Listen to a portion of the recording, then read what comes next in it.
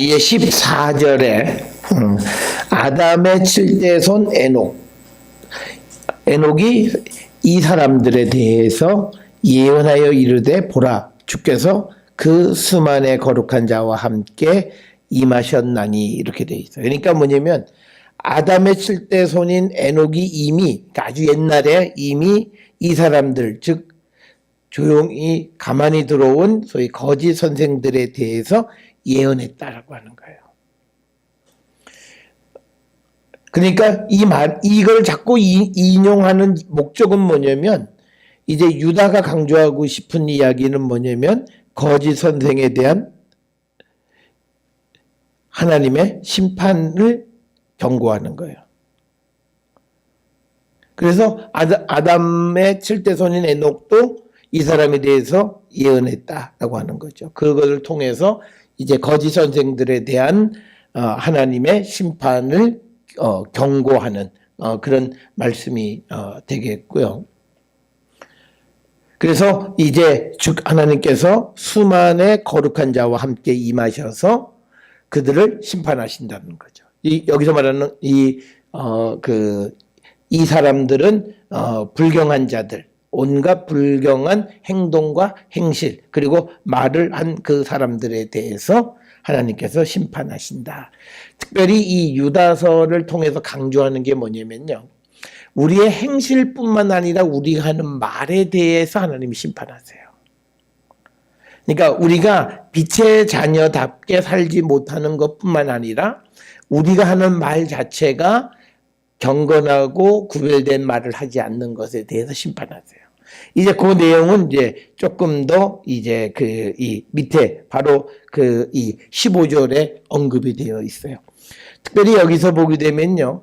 에녹을 아담의 7대손이라고 얘기하는 것은 우리가 성경에 보게 되면 아담의 족보는 두 군데가 있어요. 하나는 창세기 4장에도 있고 창세기 5장에 있는데 지금 여기서 아담의 7대손 에녹은 창세기 5장 24절에 있는 이 말씀에 근거해서 7대손이다라고 하는 거예요.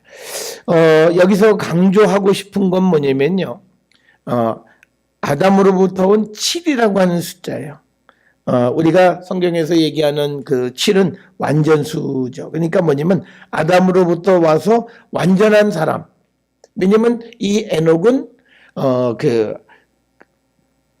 그가 이 하나님과 동행했기 때문에 하나님이 그를 그냥 하늘로 데려가셨거든요. 그래서 그러니까 이 땅에서 그러니까 유다가 생각할 때 뭐냐면 이 에녹이라고 하는 사람은 죄 없이 하나님과 동행했던 그런 의로운 사람이 이미 이 선생들에 대해서 예언을 했다라고 하는 거죠.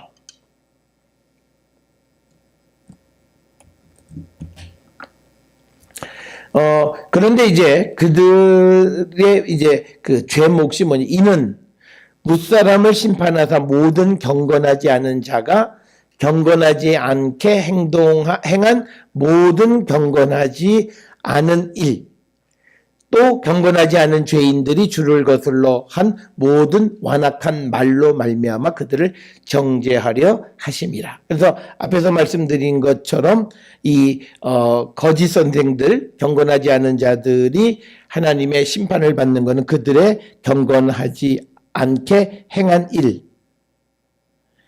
일과 그 다음에 말한 말. 그러니까 우리가 뭐냐면 행실하고 말. 그래서 완악한 말을 한 거죠. 이 완악한 말은 주님을 거스른 완악한 말을 한 것에 대한 하나님의 심판. 경건하지 않은 말이라고 하는 건 뭐냐면요. 이 사람들이 말을 통해서 그리스도에 대해서 부인하고 그리스도에 대해서 배반하게끔 사람들을 이제 이 믿음을 흔들어 놓는 이야기들을 하는 거예요. 그것을 여기서 완악한 말이다 이렇게 표현을 하고 있어요. 그리고 또 그들이 경건하지 않기 때문에 어떤 앞에서 우리가 보았듯이 육신을 위해서 그들이 육체를 더럽히는 것과 같은 경건하지 않게 행한 모든 경건하지 않은 일. 그 행동과 말에 대해서 하나님은 심판하신다는 거예요. 그러니까 여기서 우리가 중요한 것은 뭐냐면요. 우리가 이 다른 것보다도 우리가 그리스도를 믿는 사람으로 살아가려면 행실과 그 다음에 말이 굉장히 중요한 거예요. 이 말은 뭐냐면 그리스도를 증거하는 거죠. 그리스도를 증언하는 말이 돼. 그런데 15절에서 얘기하는 것은 그 거짓 선생들은 완악한 말로 그리스도를 증언하는 게 아니라 그리스도에 대해서 배반하게 하는 거예요. 그래서 예수가 그리스도가 아니라고 얘기하는 거예요. 그런 적그리스도들의 한 말. 그러니까 결국은 다른 사람을 미혹하게 하는 거죠. 미혹하게 하는 말. 그것에 대해서 죄를 물으신다라고 하는 거예요. 그래서 14절에서 이제 이 에녹이 예언했는데 그 예언한 내용은 뭐냐면 경건하지 않은 자들의 경건하지 않게 행한 모든 모든 일과 또 경건하지 않은 죄인들이 주를 거슬러서 한 모든 완악한 말로 말미암아 그들을 정죄하신다라고 하는 겁니다.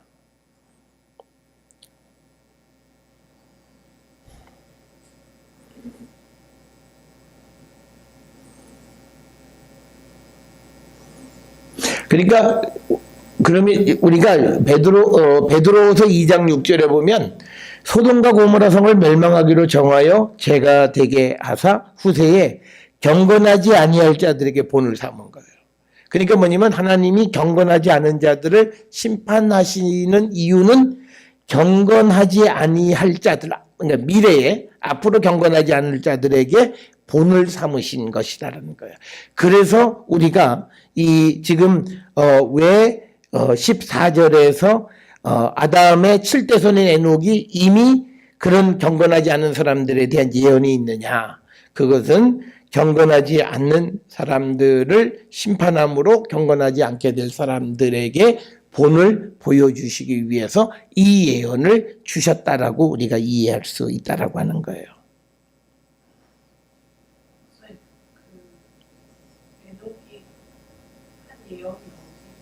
우리 성경에는 없어요. 에녹서란 책이 있어요. 그게 이제 우리가 소위 외경의 에녹 제1서라고 하는 그 책 속에 그 이야기가 들어있는 거예요. 그래서 우리가 이 성경에 있는 내용을 좀 더 우리가 보려면 외경도 우리가 참고할 필요는 있어요. 왜냐하면 이런 내용들을 우리가 정확하게 이해하기 위해서는 그런 외경의 에녹서를 우리가 참고하면 그곳에서 이제 이런 내용들을 우리가 알 수 있는 거죠. 그러니까 이거를 이렇게 기억하시면 돼요. 이 유다서를 기록할 때 유다는 자기 주변에 그 당시에 있었던, 왜냐면 유다는 무엇이 정경으로 되어질지 아직 몰라요. 왜냐면 아직 성경이 딱 결정되어진 게 아니기 때문에. 그러니까 당시 사람들에게 알려져 있던 많은 책들이 있어요. 그런데 그 책을 이용했는데 나중에 그 책이 정경에 들어가지 못한 거죠. 그러니까 유다는 그걸 알 수가 없어요. 단지 자기가 살고 있는 시대의 사람들에게 알려졌던 그런 이야기들을 통해서 지금 이 거짓 선생들에 대한 에녹의 예언에 관한 이야기를 한 거죠. 그런데 이 유다가 이 편지를 쓰고 난 다음에 신약 성경 27권을 정경으로 정한 것은 그거보다 한 200~300년 후예요. 그러니까 에녹으로서는 알 도리가 없는, 이 유다로서는 알 도리가 없는 거죠. 그래서 우리가 이 신약의 일부 책들에 보면 외경에 대한 언급이 있는 건 그래서 그런 거예요. 이 당시에 만약에 예언이 딱 어떤 정경이, 신약 성경이 정해졌다면 아마 유다는 다른 이 책을 통해서 아마 이 이야기를 다르게 아마 설명을 했을 거예요. 그래서 우리가 현재는 가지고 있지 않은 그런 책 속에서 이제 에녹이 이 거짓 선생들에 대한 그런 그러니까 경건하지 않은 자들에 대한 그런 예언을 했다라고 하는 겁니다. 그래서 그들에게 대한 심판 정죄는 경건하지 않은 행동과 경건하지 않은 자들의 완악한 말, 그 완악한 말은 주님을 거스르는 거예요.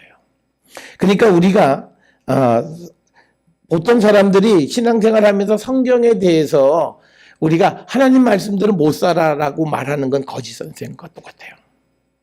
그러니까 우리가 굉장히 힘든 거예요. 그러니까 그게 우리가 있을 수 있는 이야기가 아닌 거예요. 지금 유다가 에녹의 이야기를 통해서 말하는 것은 그렇게 경건하지 않은, 그래서 완악한 말로 주님의 말씀을 거역하는 건 있을 수 없다는 거예요. 그것에 대해서 다 정죄를 받는다라고 하는 거예요. 그러니까 뭐냐면 그런 말을 하는 사람을 두려워하지 말라는 거예요. 그런 말을 하는 지금 교회에서 슬그머니 들어와서 교회의 믿음을 흔들어 놓는 그런 경건하지 않은 거짓 선생들을 두려워하지 말고 그들은 반드시 하나님의 심판을 받는 거니까 너희들은 앞에서 3절에서 얘기한 것처럼 그들을 싸워라. 그들을 공동체 안에서 몰아내라고 하는 거예요. 자, 그러면서 16절에 이 거짓 선생들의 특징이 있어요. 이들에 보세요. 16절에 나온 게 뭐예요? 이들은 원망하는 자예요. 우리가 앞에서 출애굽을 할 때 이스라엘 백성들이 하나님이 그 이스라엘에게 자유를 주셨더니 그들이 하나님을 원망한 거예요. 그러니까 이 사람들은 원망하고 그 다음에 불만을 토하는 자고 그 다음에 그 정욕대로 행하는 자. 그래서 그 입으로 자랑을 말하고 이익을 위하여 아첨하는 자. 그러니까 이 지금 16절은 15절에 나와 있는 것을 다시 한번 부연 설명해요.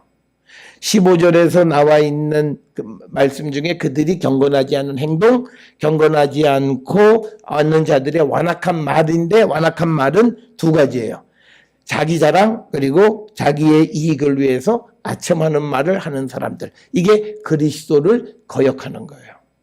그리고 이들의 이 15절에 나와 있는 경건하지 않은 일은 원망하고 불만하고 정욕대로 살아가는 거예요.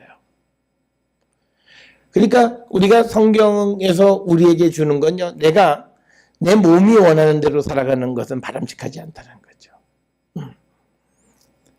그래서 15절, 16절에서 이제 그 에녹의 이야기를 통해서 거짓 선생들은 하나님의 심판을 받을 것이고 그들이 갖는 그 특징이 무엇인가를 우리에게 분명하게 가르쳐 주시는 그런 말씀이 되겠고요. 베드로후서 2장 18절에서 그들이 허탄한 자랑을 말하고 또 그릇되게 행하는 사람들에게서 겨우 피한 자들을 음란으로서 육체의 정욕 중에서 유혹한다. 그러니까 허탄한 자랑 그리고 음란 이 두 가지 이것이 거짓 선생들의 그런 이 모습이다라고 하는 것을 다시 한번 이야기하고 있고 베드로후서 2장에서도 그 이야기를 강조하고 있다라고 하는 겁니다. 자, 그래서 우리가 3절부터 16절까지에서는요. 유다가 이 서신을 기록한 목적이 있어요.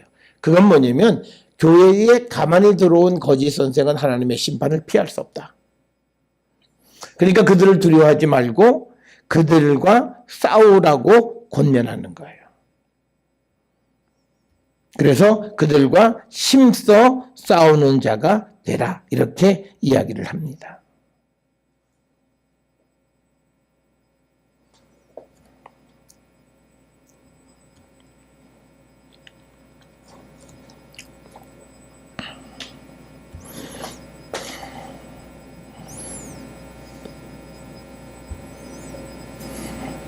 자, 그러면서 이제 마지막 단계의 이제 말씀이 이제 17절에서부터 마지막까지 25절까지인데 그 17절 안에서도 보게 되면요. 몇 가지 내용이 있어요. 첫째는 17절에서 19절까지는 뭐냐면요.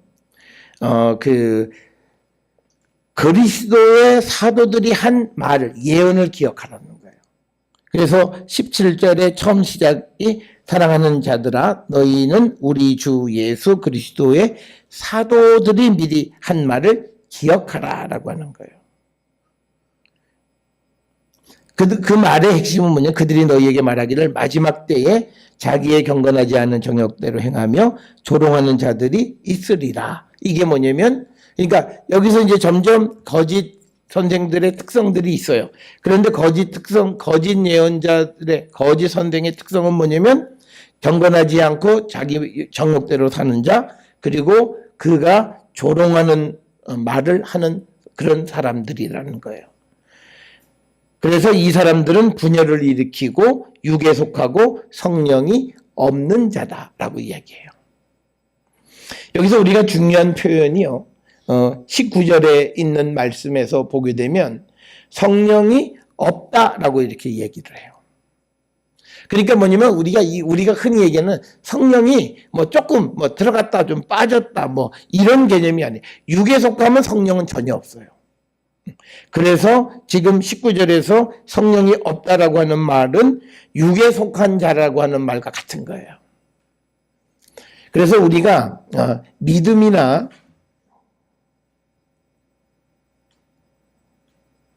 성령은요 있냐 없냐예요.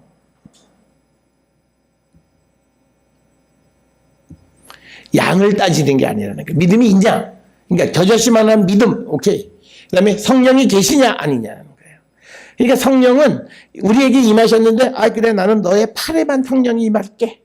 그러니까 입하고 심장은 마음대로 놀아라. 이런 개념은 없어요. 임하시면 전체는 다. 그거예요. 그 개념을 잊지 마셔야 돼요. 그래서 우리가 만약에 성령이 계시지 않는 듯한 행동을 하면 성령이 없는 거예요. 그걸 우리가 분명히 고백을 해야 돼요. 그런데 우리가 여기서 어려운 게 뭐냐면, 그러니까 우리는 전에는 있었는데 성령이 나가셨어. 그런데 요한복음의 성령은 영원히 우리와 함께 하세요. 그러니까 우리가 사람의 설명으로 막 설명을 하지 말고 성경에 있는 말씀을 통해서 나를 돌아보는 게 굉장히 중요한 거예요. 그래야 우리가 그러니까 이단이나 거짓 선생들의 유혹에 넘어가지 않아요. 앞에서 우리가 이 거짓 선생들의 특징이 뭐냐면 이 사람들은 다른 사람들을 위해서 이제 뭐냐면 아첨하는 말을 하는 사람들이잖아요. 그래서 그 입으로 자랑하는 말을 하며 이익을 위해서 아첨하는 말을 해요. 그러니까 우리가 이걸 분별할 줄 알아야 돼요. 이 말이 도대체 어떤 말인가라고 하는 것. 그래서 우리가 하나님이 계시면 우리의 삶은 하나님 계시는 열매를 맺는 거고, 우리가 성령이 없으면 육에 속한 거예요. 성령이 계시면 육에 속하지 않는 거고. 그걸 우리에게 분명하게 보여주는 말씀인데 17절에서도 보게 되면요. 사랑하는 자들아 이렇게 얘기한 거예요. 그래서 여기서 말하는 사랑하는 자들아 라고 하는 것은 3절에서 말하는 사랑하는 자들아 라고 하는 것과 같은 그런 개념으로서 이것은 하나님의 사랑을 받는 하나님의 사랑의 대상을 의미하는 거고, 너희는 우리 주 예수 그리스도의 사도들이 한 말을 기억하라 라고 하는 겁니다. 여기서 얘기하는 사도들, 즉 예수 그리스도의 사도들은 도대체 누구냐? 여러 사람들이 있을 거예요. 바울, 바나바, 야고보, 이런 사람들, 초대교회에 어떤 그 기초를 놓은 사람들을 총칭해서 하는 말이 예수 그리스도의 사도들, 예수 그리스도를 위해서 부름을 받은 자들이란 그런 의미고, 거기에 속하는 사람들이 바울, 바나바, 야고보 이런 사람들이 아마도 여기에 속하는 것으로 우리가 추정할 수 있고요. 이와 비슷한 말씀이 베드로 후서 3장 2절에 보면 거룩한 선지자들이 예언한 말씀과 주 되신 구주께서 너희의 사도들로 말미암아 명하신 것을 기억하게 하려 하노라. 그러니까 두 가지를 얘기한, 하나는 선지자들이 예언한 말씀, 그리고 하나는 구주께서 너희의 사도들로 말미암아 명한 말씀, 두 가지. 근데 지금 이 유다서에서는 예수 그리스도의 사도들이 한 말만 언급을 하고 있는 거죠. 그것을 우리가 기억하라라고 하는 거죠. 이 기억하라고 하는 것이요, 단순히 우리의 내적인 그런 심적인 어떤 축척, 내가 알고 있는 그걸 얘기하는 게 아니라 말해진 것을 마음으로 받아서 그 사람의 삶에 새겨지는 것, 그래서 행동으로 나타나는 것을 우리가 기억하라라고 하는 말이 갖는 의미입니다. 우리 기억하라 그러면 내가 머릿속으로 이런 말씀이 있어, 이걸 기억하는 게 아니라 그것을 넘어서서 그 말씀을 마음에 새기고 그대로 살아가는 그런 삶으로 이어지는 것을 기억이라고 하는 말이에요. 그래서 우리가 구약 성경에 보면 기억하라는 말이 굉장히 많이 나와요. 그래서 그 기억이라고 하는 것은 심적인 축척의 개념이 아니다라고 하는 것을 우리가 잘 기억을 하셔야 됩니다.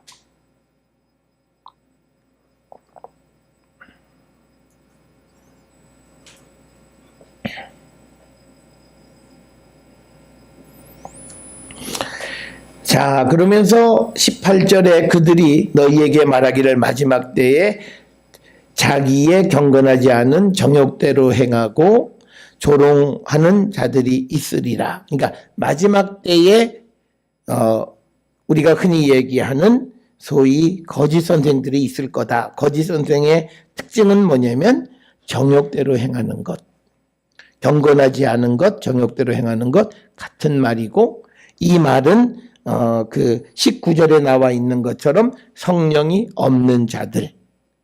그래서 그들이 하는 것은 남을 조롱하는 역할을 한다라고 하는 거죠.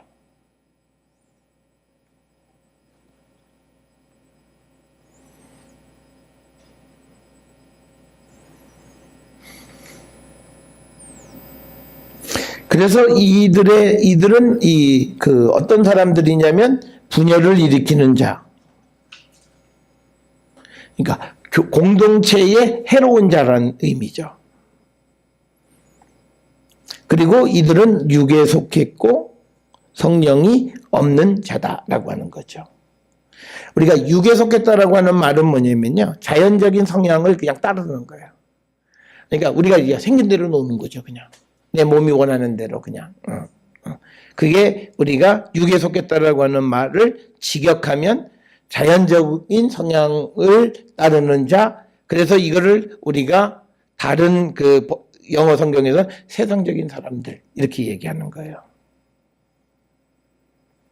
그래서 유다의 입장에서는 자연적이라고 하는 말은 성령이 없는 것을 자연적인 의미예요. 그러니까 우리는 성령 안에 살아가는 사람이 돼야 돼요. 그런데 성령이 없는 상태가 자연적인 그 성향을 따르는 거고, 그것이 육에 속한 자고 성령이 없는 자다라고 하는 거죠. 우리가 잘 알다시피 로마서 8장 9절은 우리가 우리가 그리스도인이냐 아니냐를 나타내는 가장 중요한 표식은 성령이에요. 그래서 로마서 8장 9절에 만일 너희 속에 하나님의 영이 거하시면 너희가 육신에 있지 아니하고 영에 있나니 누구든지 그리스도의 영이 없으면 그리스도의 사람이 아니다라고 하는 거죠.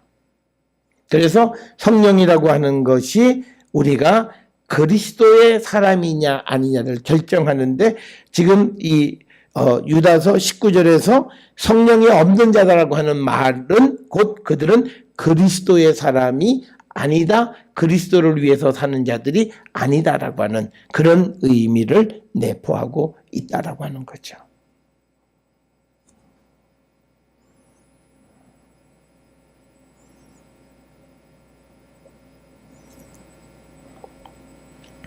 그래서 빌립보서 3장 3절에서는요, 하나님의 성령으로 봉사하고 그리스도 예수로 자랑하고 육체를 신뢰하지 아니하는 우리가 곧 할례파라, 이렇게 이야기를 하는 거죠. 그래서 육체를 신뢰하지 않는 자, 그리고 예수를 자랑하는 삶을 살아가는 자들, 그들이 정말 내면적 그런 할례파이다라고 하는 빌립보서 3장 3절에 있는 말씀과 우리가 연관지어서 우리가 생각할 수 있는 것이고, 그래서 이 거짓 선생들은 성령이 없는 자다라고 하는 거죠. 그러니까 우리가 여기서 지금 이 유다가 이 말을 할 수 있는 건 1절에서 이야기하고 있는 거야. 그리스도의 종으로서 그리스도를 위해서 지켜진 사람들에게 이 편지를 쓰는 거예요. 그러니까 그리스도의 종이고 그리스도에 의해서 지켜졌다라고 하는 것은 결국은 성령 안에 있는 사람이 성령 안에 있는 사람들에게 이야기하는 거예요. 그랬을 때 뭐라 얘기하냐면 그들은 성령이 없는 자다라고 이야기하는 거예요. 그러니까 뭐냐면 이 유다가 그리고 유다의 이 편지를 받는 사람들이 성령 안에 있기 때문에 성령 안에 없다라는 말을 쉽게 이해할 수 있어요. 그러니까 이게 이제 영적인 분별력의 차원에서 이것을 설명할 수 있는 겁니다. 자, 그러면서 20절에 사랑하는 자들아 너희는 지극히 거룩한 믿음 위에 자신을 세우고 성령으로 기도하며 21절에 하나님의 사랑 안에서 자신을 지키며 영생에 이르도록 우리 주 예수 그리스도의 긍휼을 기다리라라고 하는 거죠. 자, 여기서 우리가 이제 이 20절에서 보게 되면요. 이제 이 편지를 받는 사랑하는 자들아 그들에게 권면하는 것이 너희는 너희의 지극히 거룩한 믿음 위에 자신을 세우고 성령으로 기도하라라고 하는 거죠.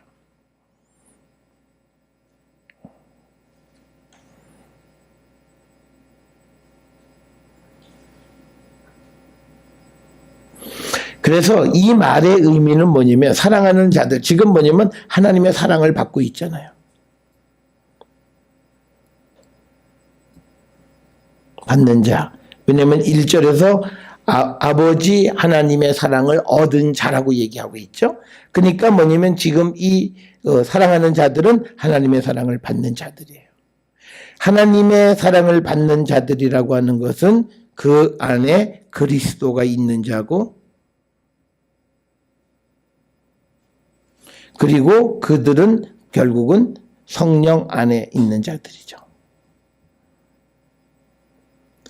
그러니까 그런 사람들에게 이야기하는 게 뭐냐면 성령으로 기도하고 거룩한 믿음의 자신을 세우라 이렇게 권면하는 겁니다. 여기서 우리가 성령으로 기도하라고 하는 것이 방언으로 기도하라고 하는지는 우리가 확실하지 않아요. 그래서 우리가 에베소서 6장 18절에 보게 되면 항상 성령 안에서 기도하고라고 하는 것과 같은 의미로 우리가 흔히 이해를 하는 겁니다. 그러니까 우리가 성령 안에서 그러니까 뭐냐면 성령 안에 살아가는 사람으로서 하나님 앞에 기도하라라고 하는 의미예요. 그러니까 우리가 성령으로 기도한다라고 하는 말을 성령이 어떤 우리의 기도를 하나님에게 전달해 주는 수단으로 생각하는 그런 의미가 아니라 내가 성령 안에서 그리스도 안에서 하나님 안에서 기도한다라고 하는 그런 의미로 성령으로 기도한다라고 하는 겁니다. 그래서 지금 20절에서 거룩한 믿음 위에 자신을 세우라고 하는 것은 경건하지 않은 자들이 경건하지 않은 것이 거짓 선생들의 특징이었어요. 그게 반대되는 말이에요. 그러니까 경건하지 않은 것이 아니라 이제는 거룩한 믿음. 이 거룩한 믿음의 핵심은 뭐냐면 3절에서 나와 있는 것처럼 믿음의 도를 얘기하는 거예요. 3절에 보게 되면 성도에게 단번에 주신 믿음의 도를 위하여 힘써 싸우라라고 하는 이 믿음의 도. 그래서 여기에 거룩한 믿음은 결국은 그리스도의 십자가를 얘기하는 거죠. 십자가의 믿음 위에 자신을 세우는 자가 되라라고 하는 거고 그것은 결국은 성령 안에 있는 것과 같은 것이고 그래서 성령으로 기도하라. 그래서 이 20절, 21절에 보게 되면 강조되는 동사가 있어요. 보면 너희가 지극히 너희 자신을 세우고 성령으로 기도하고 그 다음에 21절에 보게 되면 자신을 지키고 그 다음에 기다리라라고 하는 거죠. 그러니까 4개는 세우고 기도하고 지키고 기다리는 거예요. 그런데 여기에서 자신을 지키라고 하는 말만 이게 뭐냐면 명령형이에요. 나머지 우리가 보면 자신을 세우고 성령으로 기도하고 그 다음에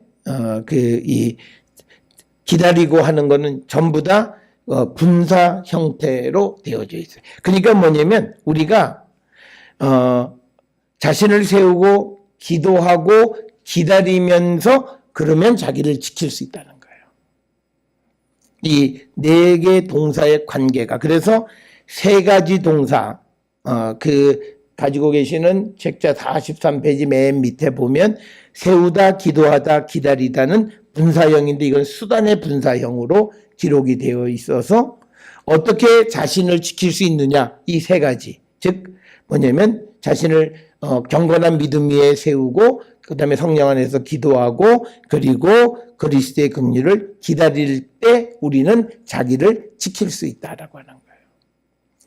그래서 우리가 앞에서 설명하듯이 지켜라, 이것만 명령이에요.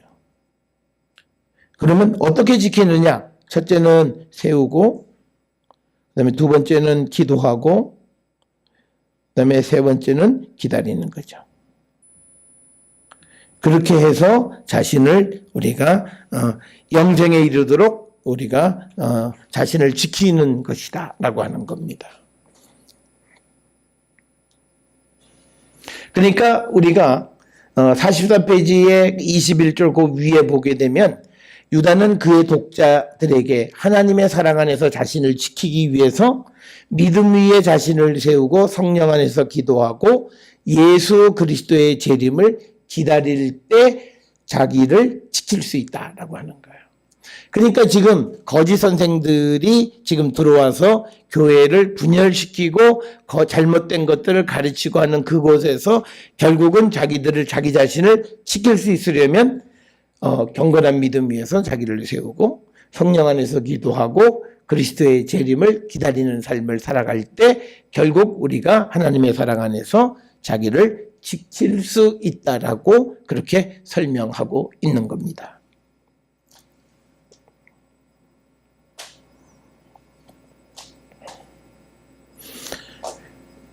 자, 그래서 우리가 하나님의 사랑 안에서 자신을 지키라 이 이야기를 하는 거죠. 그러니까 우리가 1절로 다시 돌아가 보시면요. 1절에 예수 그리스도의 종 야고보의 형제인 유다는 그러면서 부르심을 받은 자, 곧 아버지 안에서 사랑을 얻고 예수 그리스도를 위하여 지키심을 받은 자예요. 그러니까 사랑과 지킴을 받은 자들이에요. 그러니까 지금 여기에서 21절에서 하나님의 사랑 안에서 자신을 지키는 것. 그게 지금 오늘 주시는 1장 유다서 1절에 나와 있는 그 부름을 받은 자라고 하는 것은 하나님 아버지 안에서 사랑을 얻고 예수 그리스도를 위해서 지키심을 받은 자와 같은 개념인 거예요. 그러면서 지금 21절에서 유다는 지금 자기 편지의 그 독자에게 결국은 하나님의 사랑 안에서 자신을 지키라라고 권면하고 그 다음에 영생에 이르도록 우리 주 예수 그리스도의 긍휼을 기다리라. 여기서 그리스도의 긍휼을 기다리라고 하는 것은 마지막 주님의 재림의 때에 긍휼하심으로 구원의 영생을 얻게 되는 것을 기다리라고 하는 거죠. 그러니까 영생의 소망을 가지고 우리가 살아가게 될 때 자기 자신을 지켜갈 수 있다라고 설명하는 것입니다. 21절에 이 기다림이라고 하는 것은 그리스도가 다시 오실 때까지 기다리는 그 기다림을 얘기하는 거예요. 그래서 이것은 종말론적인 기다림이에요. 그래서 왜 우리가 이 긍휼을 기다리냐면 마지막 재림의 때 예수가 오셔서 우리를 구원해 주시는 것은 우리에게 긍휼을 베풀어 주실 때 우리가 구원을 얻게 되고 그래서 우리가 영생을 얻는다는 거예요. 그래서 영생에 이르도록 우리 주 예수 그리스도의 긍휼을 기다리라 이렇게 이야기를 합니다. 자, 그러면서 이제 22절에서는 이제 22절, 23절에서는 초점이 싹 바뀌어요. 그래서 어떤 사람들이냐면 이제 거짓 선생의 영향을 받은 사람들의 집단에 대해서 언급하고 있는데, 첫째는 의심하는 자들을 긍휼히 여기라라고 하는 거예요. 그러니까 이 의심하는 자들은 어떤 사람이냐면요, 거짓 선생의 영향을 받아서 이제 지금까지 확신하던 것에 대해서 논쟁하기 시작해요. 질문하기 시작해요. 그러니까 확신이 흔들린 거예요. 그래서 의심하는 자들을 긍휼히 여기라라고 하는 거고, 이 의심하는 자라고 하는 것은 흔들리는 자, 흔들리는 자들을 긍휼히 여기다, 이런 개념입니다. 그래서 그들을 불쌍히 여기라라고 하는 거고요. 그 다음에 23절에 또 어떤 자를, 그러니까 어떤 자는 의심해서 흔들리는 자가 있고 어떤 자를 불에서 끌어내어 구원하라. 그러니까 뭐냐면 우리가 불이라고 하는 것은 하나님의 심판을 암시하는데, 유다는 불 가운데 있다고 말하지 않고 단지 그가 불에 들어가기 직전인 거예요. 불에서 끄집어내라고 하는 것은 불에 들어가기 전에 그를 회개하는, 그를 낚아채는 개념을 얘기하는 거예요. 지금 여기에서 불에서 끌어내어 구원하라고 하는 말은 뭐냐면 그가 불에 들어가기 직전에 회개했어요. 그래서 그를 낚아채서 그를 구원하라라고 하는 거예요. 여기에서 우리가 전제되어야 되는 것은요, 회개라고 하는 거예요. 어떤 자가 회개하지 아니하면 불에 그냥 삼켜져요.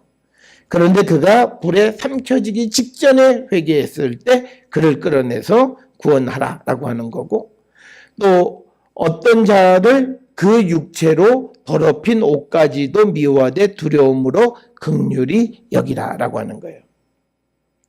이 말은 죄인들에 대한 자비로움을 잃지 말라라고 하는 개념으로 이해할 수 있습니다.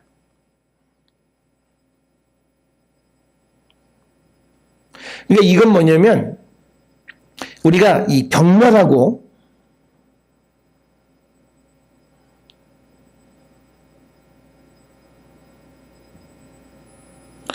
경멸하다 미워하다는 달라요. 그러니까 지금 이 본문에서 그들을 미워는 하지만 그러나 그들을 경멸하지는 말라는 거예요. 그것이 육체로 더럽힌 옷까지도 미워해요. 이거는 우리가 미워하지만 그렇다고 해서 그들을 긍휼히 여기라는 거, 그들을 경멸하지는 말라고 하는 겁니다. 그러니까 이 거짓 선생들 혹은 죄에 빠져 있는 자들을 우리가 미워하는 거고, 죄에 더럽혀진 것을 미워하기는 하지만 그렇다고 해서 그들을 경멸하지는 말라라고 하는 겁니다. 그래서 두려움으로 긍휼히 여기라라고 하는 겁니다. 여기서 말하는 두려움이라고 하는 것은요, 하나님을 두려워하라는 얘기죠. 그러니까 이것이 두려움으로 긍휼히 여기는, 그가 더 더러워질 것을 두려워하라는 그런 개념이 아니라 하나님을 두려워하는 마음으로 그들을 긍휼히 여기라고 하는 그런 말씀이 되는 겁니다. 그러니까 지금 우리가 22절과 23절에서는요, 어떤 거짓 선생들이 와서 악영향을 끼친 거예요. 그 악영향을 끼친 것 중에 22절에 어떤 사람은 의심하는 자가 생겼고, 어떤 자들은 막 불에 들어가기 직전에 회개한 사람도 생겼고, 그래서 그들은 바로 불에 들어가기 전에 낚아채서 그들을 구원하라고 말씀하고, 어떤 자들을 그 육체로 더럽힌 옷까지도 미워하되 두려움으로 긍휼히 여기라는 거죠. 죄 가운데 있는 자들을 미워하지만 그러나 그들을 경멸하지는 말라라고 하는 거죠. 그래서 세 종류의 사람이 있는 거예요. 그러니까 23절의 맨 마지막에 있는 사람은 아직은 그냥 그 속에 빠져 있는 거예요. 죄 가운데 그대로 있는 거예요.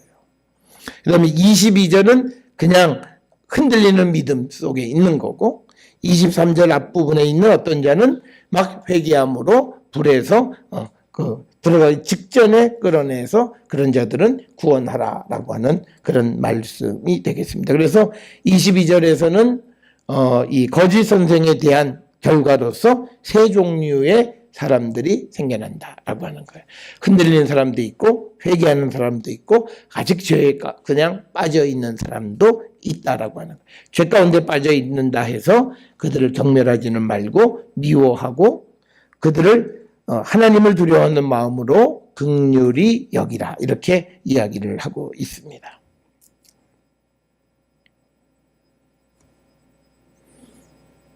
자, 그다음에 이제 마지막 이 부분이 이제 축복하는 부분입니다.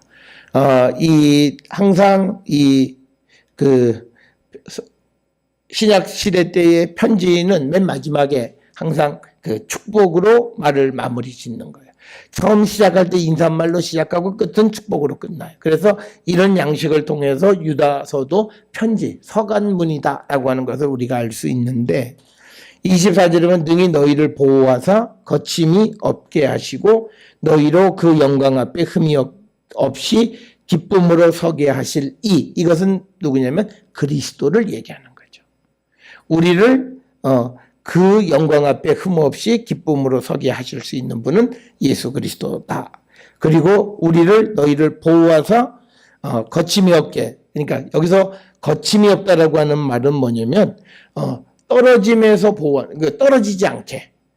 왜냐면 우리가 천사나 이런 사람들은 자기의 지위를 지키지 못한 것이 그들의 문제가 됐었어요. 그게 거짓 선생인데 결국은 우리의 위치에서 보호해서 우리가 떨어지지 않게 하는 그 분은 예수 그리스도시다라고 하는 거예요. 그래서 24절에서는요. 예수 그리스도가 우리에게 해주는 긍정적 역할이 뭐냐면 첫째는 우리를 떨어짐에서 보호하고 그리고 우리가 그 영광 앞에 흠없이 기쁨으로 설 수 있도록 우리를 도와주시는 예수 그리스도, 곧 우리 구주 홀로 하나이신 하나님께 우리 주 예수 그리스도로 말미암아 영광과 위엄과 권력과 권세가 영원 전부터 이제와 영원토록 있을지어다. 그래서 여기에서 강조하는 것이 뭐냐면 능력이 과거, 현재, 미래의 세계에 항상 함께하기를 바라는 거고요. 25절에 홀로 하나이신 하나님이란 홀로 하나이신 하나님이라고 하는 것은 영지주의자들이 많이 사용했던 그런 표현인데 여기에 이제 하나님에 대해서 우리 구주라는 표현을 사용한 거죠. 그러니까 우리 구주와 그 다음에 홀로 하나이신 하나님, 이 두 가지를 결합한 거죠. 그래서 그 하나님께 우리 주 예수 그리스도로 말미암아 예수 그리스도를 통해서 영광, 위엄, 권력, 권세가 영원전부터 이제와 영원토록 있을지어다라고 축원하고 축복하고 이제 이야기를 마무리하는 겁니다. 자, 그래서 유다서의 맨 마지막에는 이제 믿음의 선한 싸움을 싸우는 그들을 지켜주는 예수 그리스도 하나님의 그 능력이 항상 함께 하기를 바라면서 편지를 마무리하는 겁니다. 자, 그래서 우리가 이 유다서를 통해서 우리가 배워야 하는 가장 중요한 것은 뭐냐면 하나님의 진리에 대해서 우리가 영적인 싸움을 두려워하는 자가 되어서는 안 된다라고 하는 거예요. 그리고 우리가 이 거짓 선생들을 분별할 줄 아는 그런 영적인 능력을 우리가 가질 수 있어야 된다. 그것은 이 유다서의 편지를 보내고 받는 사람들이 이미 그리스도를 위한 사람들, 그리스도를 위해서 지켜진, 그래서 성령 안에 있는 사람들 사이에서 믿음의 편지로 나뉘어지는 것이다. 그래서 우리가 이 유다서는 바울의 다른 서신하고 조금 다른 거는요. 우리가 바울이 성령을 체험했지만 우리가 예를 들어 어느 교회에 보내면 교회의 구성원들에게 보내는 거예요. 그런데 그 구성원들 전체가 성령 안에 있는 건 아니에요. 그래서 그들에게 성령에 대한 여러 가지 개념들을 설명하지만 지금 여기에서는요. 그런 개념 설명할 필요가 없어요. 이미 그런 지경에 이른 사람이에요. 그래서 마지막에 이들이 결론 짓는 건 성령이 없는 자다. 그래서 육신을 위해서 살아가는 그들은 성령이 없는 자다. 그리고 우리가 믿음을 지키기 위해서는 성령 안에서 기도하는, 그래서 우리 자신을 지켜가는 자가 되어야 한다라고, 그런 자가 되라고 권면하는 것으로서 전체 이야기를 마무리 짓는 이야기가 되겠습니다.